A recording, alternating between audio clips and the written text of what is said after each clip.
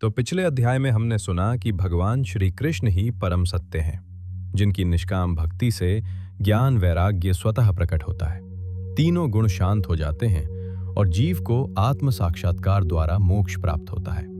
अब बढ़ते हैं आगे। अथ तृतीयो अध्याय, भगवान के अवतारों का वर्णन। श्री सूत जी कहते हैं, सृष्टि के आदि में भगवान ने लोकों के निर्माण की इच्छा की। इच्छा होते ही उन्होंने महत्तत्व आदि से निष्पन्न पुरुष रूप ग्रहण किया। उसमें 10 इंद्रियां, 1 मन और 5 भूत, ये 16 कलाएं थीं। उन्होंने कारण जल में शयन करते हुए जब योग निद्रा का विस्तार किया, तब उनके नाभि सरोवर में से एक कमल प्रकट हुआ और उस कमल से प्रजापतियों के अधिपति ब्रह्मा जी उत्पन्न हुए। भगवान के उस विराट रूप के अंग प्रत्यंग में ही समस्त लोकों की कल्पना की गई है। वो भगवान का विशुद्ध सत्वमय श्रेष्ठ रूप है। योगी लोग दिव्य दृष्टि से भगवान के उस रूप का दर्शन करते हैं। भगवान का वो रूप हजारों पैर, जांघें, भुजाएं और मुखों के कारण अत्यंत विलक्षण है। उसमें सहस्रों सिर, हजारों कान, हजारों आंखें और हजारों नासिकाएं हैं। हजारों मुकुट, वस्त्र और कुंडल आदि आभूषणों से वो उल्लसित रहता है। भगवान का यही पुरुष रूप, जिसे नारायण कहते हैं, अनेक अवतारों का अक्षय कोश है।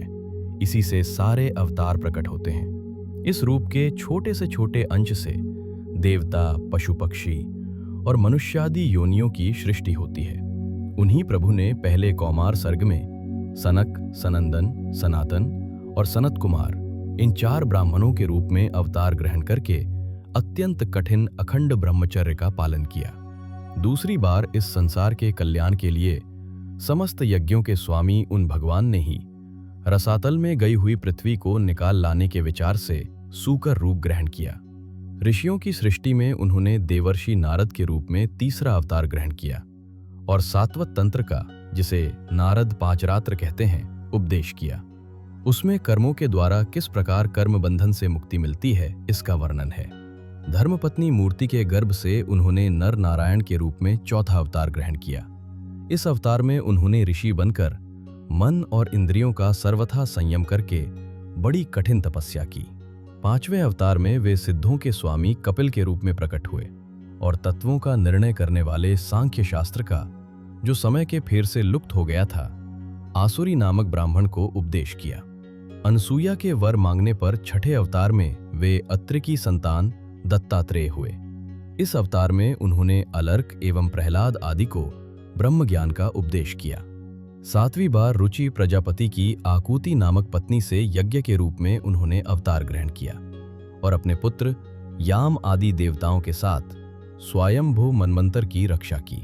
राजा नाभि की पत्नी मेरु देवी के गर्भ से ऋषभ देव के रूप में भगवान ने 8वां अवतार ग्रहण किया। इस रूप में उन्होंने परमहंसों का वो मार्ग, जो सभी आश्रमियों के लिए वंदनीय है, दिखाया। ऋषियों की प्रार्थना से 9वीं बार वे राजा पृथु के रूप में अवतीर्ण हुए। शौनकादि ऋषियों, इस अवतार में उन्होंने पृथ्वी से समस्त औषधियों का दोहन किया था। इससे ये अवतार सबके लिए बड़ा ही कल्याणकारी हुआ। चाक्षुष मनवंतर के अंत में, जब सारी त्रिलोकी समुद्र में डूब रही थी, तब उन्होंने मत्स्य के रूप में अवतार ग्रहण किया और पृथ्वी रूपी नौका पर बैठाकर अगले मनवंतर के अधिपति वैवस्वत मनु की रक्षा की। जिस समय देवता और दैत्य समुद्र मंथन कर रहे थे, उस समय कच्छप रूप से भगवान ने मंदराचल को अपनी पीठ पर धारण किया। धन्वंतरी के रूप में अमृत लेकर समुद्र से प्रकट हुए और मोहिनी रूप धारण करके दैत्यों को मोहित करते हुए देवताओं को अमृत पिलाया।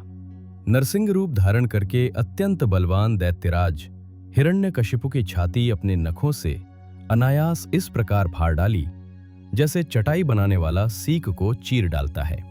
वामन का रूप धारण करके भगवान दैत्यराज बलि के यज्ञ में गए।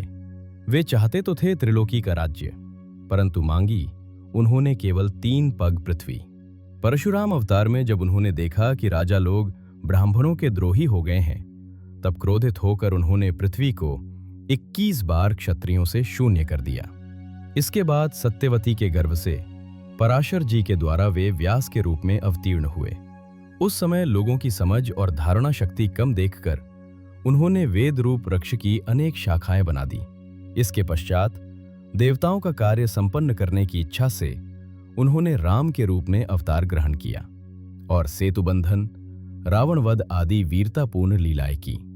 फिर यदुवंश में बलराम और श्री कृष्ण के रूप में प्रकट होकर उन्होंने पृथ्वी का भार उतारा। कलयुग में देवताओं के द्वेषी दैत्यों को मोहित करने के लिए मगध देश में अजन के पुत्र रूप में बुद्धावतार होगा। और जब कलयुग का अंत समीप होगा तथा राजा लोग लुटेरे बन जाएंगे, तब जगत के रक्षक भगवान विष्णु यश नामक ब्राह्मण के घर कल्कि रूप में अवतीर्ण होंगे। शौनकादि ऋषियों, जैसे अगाध सरोवर से असंख्य नाले निकलते हैं, वैसे ही सत्वनिधि भगवान श्री हरि के असंख्य अवतार होते हैं। ऋषि, मनु, देवता, प्रजापति, मनुपुत्र और जितने भी महान शक्तिशाली हैं, वे सब भगवान के ही अंश हैं। ये सब अंशावतार और कलावतार हैं, परंतु भगवान श्री कृष्ण तो स्वयं पूर्ण भगवान हैं। जब जब दैत्यों के अत्याचार से लोग व्याकुल होते हैं, तब तब भगवान युग युग में अनेक रूप धारण करके उनकी रक्षा करते हैं। भगवान के दिव्य जन्मों की ये कथा अत्यंत गोपनीय और रहस्यमयी है। जो मनुष्य एकाग्र चित्त से नियम पूर्वक प्रातःकाल और सायंकाल प्रेम पूर्वक इसका पाठ करता है, वो सब दुखों से मुक्त हो जाता है।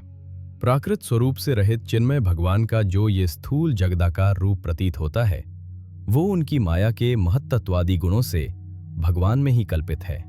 जैसे बादल वायु के आश्रय रहते हैं और धूसरपना धूल में होता है, परंतु अल्पबुद्धि मनुष्य बादलों का आकाश में और धूसरपने का वायु में आरोप करते हैं, वैसे ही अविवेकी पुरुष सबके साक्षी आत्मा में स्थूल दृश्य रूप जगत का आरोप कर देते हैं। इस स्थूल रूप से परे भगवान का एक सूक्ष्म अव्यक्त रूप है, जो न आकारवान है, न इंद्रियों से ग्राह्य है। आत्मा के आरोप से वही जीव कहलाता है और उसी का बार बार जन्म होता है। उपर्युक्त सूक्ष्म और स्थूल शरीर अविद्या से ही आत्मा में आरोपित हैं। जिस अवस्था में आत्मस्वरूप के ज्ञान से ये आरोप दूर हो जाता है, उसी समय ब्रह्म का साक्षात्कार होता है। तत्वज्ञानी लोग जानते हैं कि जिस समय ये बुद्धि रूपा परमेश्वर की माया निवृत्त हो जाती है, उस समय जीव परमानंदमय हो जाता है और अपनी स्वरूप महिमा में प्रतिष्ठित होता है। वास्तव में जिनके जन्म नहीं हैं और कर्म भी नहीं हैं, उन हृदयेश्वर भगवान के अप्राकृत जन्म और कर्मों का तत्वज्ञानी लोग इसी प्रकार वर्णन करते हैं, क्योंकि उनके जन्म और कर्म वेदों के अत्यंत गोपनीय रहस्य हैं। भगवान की लीला अमोघ है। वे लीला से ही इस संसार का सृजन, पालन और संहार करते हैं, किंतु इसमें आसक्त नहीं होते। प्राणियों के अंतःकरण में छिपे रहकर ज्ञानेंद्रिय और मन के नियंता के रूप में उनके विषयों को ग्रहण भी करते हैं, परंतु उनसे अलग रहते हैं। वे परम स्वतंत्र हैं। ये विषय कभी उन्हें लिप्त नहीं कर सकते। जैसे अनजान मनुष्य जादूगर अथवा नट के संकल्प और वचनों से की हुई करामात को नहीं समझ पाता, वैसे ही अपने संकल्प और वेद वाणी के द्वारा भगवान के प्रकट किए हुए इन नाना नाम और रूपों को तथा उनकी लीलाओं को कुबुद्धि जीव बहुत सी तर्क युक्तियों के द्वारा नहीं पहचान सकता। चक्रपाणी भगवान की शक्ति और पराक्रम अनंत है, उनकी कोई थाह नहीं पा सकता। वे सारे जगत के निर्माता होने पर भी उससे सर्वथा परे हैं। उनके स्वरूप को अथवा उनकी लीला के रहस्य को वही जान सकता है जो नित्य निरंतर निष्कपट भाव से उनके चरण कमलों की दिव्य गंध का सेवन करता है, सेवा भाव से उनके चरणों का चिंतन करता रहता है। शौनकादि ऋषियों, आप लोग बड़े ही सौभाग्यशाली तथा धन्य हैं, जो इस जीवन में और विघ्न बाधाओं से भरे इस संसार में समस्त लोकों के स्वामी भगवान श्री कृष्ण से वो सर्वात्मक आत्मभाव, वो अनिर्वचनीय अनन्य प्रेम करते हैं, जिससे फिर इस जन्म मरण रूप संसार के भयंकर चक्र में नहीं पड़ना होता। भगवान वेद व्यास ने ये वेदों के समान भगवत चरित्र से परिपूर्ण भागवत नाम का पुराण बनाया है। उन्होंने इस श्लाघनीय, कल्याणकारी और महान पुराण को लोगों के परम कल्याण के लिए अपने आत्मज्ञानी शिरोमणि पुत्र को ग्रहण कराया। इसमें सारे वेद और इतिहासों का सार संग्रह किया गया है। शुकदेव जी ने राजा परीक्षित को ये सुनाया। उस समय वे परमर्शियों से घिरे हुए आमरण अनशन का व्रत लेकर गंगा तट पर बैठे हुए थे।